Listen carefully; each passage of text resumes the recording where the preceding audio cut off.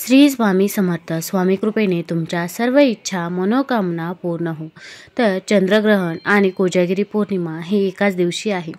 पण चंद्रग्रहण झाल्यावरती आपल्याला काही गोष्टींची काळजी घ्यायची आहे, तसेच काही कामेही करायची आहे, जी कामे केल्यामुळे आपल्या घरातील नकारात्मक ऊर्जा आहे ती पूर्णतः दूर होईल. तसेच जे ग्रहणामध्ये अशुभ किरणे पडतात त्यांचा जर आपल्या घरावरती काही प्रभाव पडलेला असेल तर तो देखील दूर होईल, किंवा आपल्यावरती जर काही त्याचा प्रभाव पडला असेल तर तो देखील दूर होईल. तर चंद्रग्रहण संपल्यावरती आपल्याला पहिल्यांदा एक काम करायचं आहे, ते म्हणजे आपण घरातली फरची ही पहिल्यांदा पुसायची आहे. तर फरची पुसताना आपण त्यामध्ये मीठ हे आवर्जून टाकायचं आहे. तुम्ही सैंधव मीठ घरामध्ये असेल तर सैंधव मीठ देखील टाकू शकता. यामुळे जी नकारात्मक ऊर्जा आहे ती पूर्णतः दूर होईल. तसेच यानंतर ज्या गर्भवती स्त्रिया आहे तसेच प्रत्येकाने स्नान करायचे आहे. म्हणजे जेव्हा पण चंद्रग्रहण संपेल तेव्हा तुम्ही स्नान केले तरी पण चालेल. स्नान करताना आपण आंघोळीच्या पाण्यामध्ये गंगाजल टाकायचं आहे. मग अगदी 2 थेंब गंगाजल टाकले तरी पण चालेल, पण तुम्ही गंगाजलाच्या पाण्यानेच आंघोळ ही करावी. आणि जर गंगाजल उपलब्ध झाले नाही तर आंघोळीच्या पाण्याकडे बघत हर हर गंगे असे म्हणावे. तसेच गंगा नदीचे स्मरण करत एकटक बघावे. मग तुम्ही हर हर गंगे म्हणत आंघोळ करावी. यामुळे गंगा नदीत स्नान केल्याचे पुण्य देखील मिळत असते. आता पूजेचं सामान जिथे मिळते तिथे गंगाजल देखील मिळते. आता भरपूर ठिकाणी पूजेच्या सामानमध्ये भरपूर गोष्टी या आपल्याला उपलब्ध होत असतात. त्यानंतर आपल्याला तिसरं काम करायचं आहे, ते म्हणजे तुमच्याकडे जर गोमूत्र असेल तर तुम्ही आपल्या घराच्या बाहेर गोमूत्र हे शिंपडायचं आहे. तसेच आपण उंबरठ्यावरती गोमूत्र आणि हळद मिक्स करून लेपन देखील करायचं आहे. यामुळे जी काही नकारात्मक ऊर्जा संचारलेली असेल ती देखील दूर होईल. तसेच भरपूर जणांनी पिठामध्ये, पाण्यामध्ये, तसेच आपण जे अन्न शिजवले असेल त्यामध्ये तुळशीची पाने ही प्रत्येकानेच टाकलेली असेल. तर तुम्ही त्यानंतर चंद्रग्रहण संपल्यानंतर ही तुळशीची पाने काढू देखील शकता. तुळशीची पाने काढल्यावरती तुम्ही एखाद्या निर्माल्यामध्ये देखील टाकू शकता, किंवा तुम्ही एखाद्या झाडाखाली ती तुळशीची पाने पुरले तरी पण चालतील. तरी पण त्याचा आपल्याला उपयोगच होणार आहे. तसेच जेव्हा तुमची आंघोळ होईल चंद्रग्रहण झाल्यानंतर तुम्ही शक्यतो नवीन वस्त्र हे परिधान करावे. नवीन वस्त्र परिधान केले तर ते शुभ मानले जाते असे देखील म्हणतात. तसेच चंद्रग्रहण संपल्यावरती आपल्याला काही वस्तू या जाळायच्या आहे. मग तुम्ही घराच्या उंबरठ्यावरती या वस्तू जाळल्या तरी पण चालेल. या वस्तू जाळण्यासाठी आपल्याला एक पंती लागणार आहे. मग तुम्ही मातीची मोठी पंती घेतली तरी पण चालेल, किंवा तुम्ही एखादी वाटी घेतली तरी पण चालेल.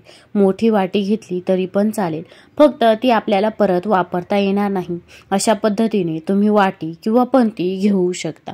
तर आपल्याला कापूर घ्यायचा आहे. मग तुमच्या घरामध्ये जर भीमसेनी कापूर असेल तर अतिउत्तम होईल. 2 भीमसेनी कापूरच्या वड्या घ्यायच्या आहे. त्यानंतर तेजपत्ता घ्यायचा आहे. तेजपत्ता देखील कुठेही तुटलेला फुटलेला नसावा. तसेच लवंग घ्यायचे आहे. आपल्याला साबूत लवंग घ्यायचे आहे. मग तुम्ही 2 साबूत लवंग घ्या. कुठेही तुटलेले फुटलेले नसावे, तसेच त्याला पुढे फूल देखील असावे अशा पद्धतीचे आपण लवंग घ्यायचे आहे. त्यानंतर आपण शुद्ध तूप देखील घ्यायचं आहे. आपण पहिल्यांदा देवपूजा आहे ती करून घ्यायची आहे. आंघोळ झाल्यानंतर तुम्ही पहिल्यांदा देवपूजा आहे ती देवपूजा करून घ्या. त्यानंतर तुम्ही एक पंती घ्या. मग पंतीमध्ये पहिल्यांदा तुम्ही कापूर टाका, नंतर लवंगा टाका, त्यानंतर तुम्ही तेजपत्ता देखील टाका, त्यानंतर थोडेसे तूप त्यावरून टाकावे. त्यानंतर आपल्याला या सर्व गोष्टींचा जाळ करायचा आहे. जर तुमच्याकडे गौरी असेल तर तुम्ही गौरीचे 2-3 तुकडे देखील छोटे छोटे टाकू शकता. आता बाजारामध्ये पण गौरी म्हणजेच काऊडंक देखील बोलतात काही ठिकाणी, ते भेटते. तुम्ही ते देखील आणू शकता. हे सर्व एकत्र केल्यानंतर आपल्याला हे जाळायचे आहे. मग तुम्ही उंबरठ्यावरती हे जाळू शकता. मग उंबरठ्याच्या आतमधून जाळे तरी पण चालेल. हे करताना आपले घरातील दरवाजे, खिडक्या हे पूर्ण उघडे ठेवायचे आहे, की ज्यामुळे आपल्या घरामध्ये काही नकारात्मक ऊर्जा ही संचारलेली असेल ती ऊर्जा पूर्णतः दूर होईल. तसेच हे सर्व जळत असताना आपल्याला घरामध्ये एखाद्या मंत्राचे उच्चारण चालू ठेवायचे आहे. मग तुम्ही ज्या पण इष्टदेवताला मानता त्याचे देखील स्मरण करू शकता, मग तुम्ही श्री स्वामी समर्थ, श्री स्वामी समर्थ हे देखील म्हणू शकता. किंवा तुम्हाला जर काही म्हणणे शक्य नसेल तर तुम्ही विष्णू सहस्रनाम हे मोबाईलवरती लावून देऊ शकता. पण जोपर्यंत धूर होत आहे तोपर्यंत आपण देवतेचे स्मरण हे चालूच ठेवायचे आहे. मग तुम्ही ज्या पण देवताला मानता त्या देवतेचे स्मरण केले तरी पण चालेल. त्यानंतर धूर शांत झाल्यानंतर आपल्याला त्या पंथीला हात लावायचा आहे. त्यानंतर तुम्ही पंथी ती त्या दिवशी देखील घेऊ शकता किंवा तुम्ही ती दुसऱ्या दिवशी घेतली तरी पण चालेल.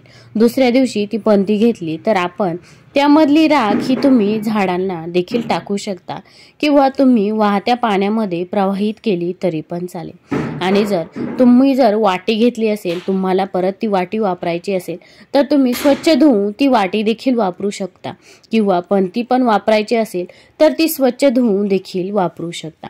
आणि हे सर्व झाल्यावरती आपल्याला देवापुढे बसायचे आहे, प्रार्थना करायची आहे की माझ्या घरामध्ये जी काही नकारात्मक ऊर्जा आहे ती दूर होऊ दे, तसेच मला सुख शांती लाभू दे. तुमच्या काही अडचणी असतील किंवा पैशांबाबतच्या देखील काही अडचणी असतील किंवा मुलं चिडचिड करत असतील, रागवत असतील तर ते देखील तुम्ही देवाला सांगू शकता. अशा प्रकारे तुम्ही चंद्रग्रहण संपल्यावरती ही कामे आवर्जून करायची आहे. तसेच एक गोष्ट सांगायची राहिली ती म्हणजे चंद्रग्रहण संपल्यावरती आपल्याला देवांना देखील आंघोळ घालायची आहे.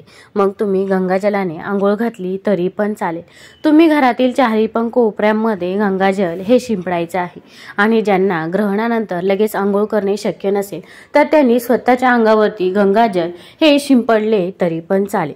तुम्हाला हा व्हिडिओ आवडला असेल तर चॅनलला लाईक करा, सबस्क्राईब करा. धन्यवाद.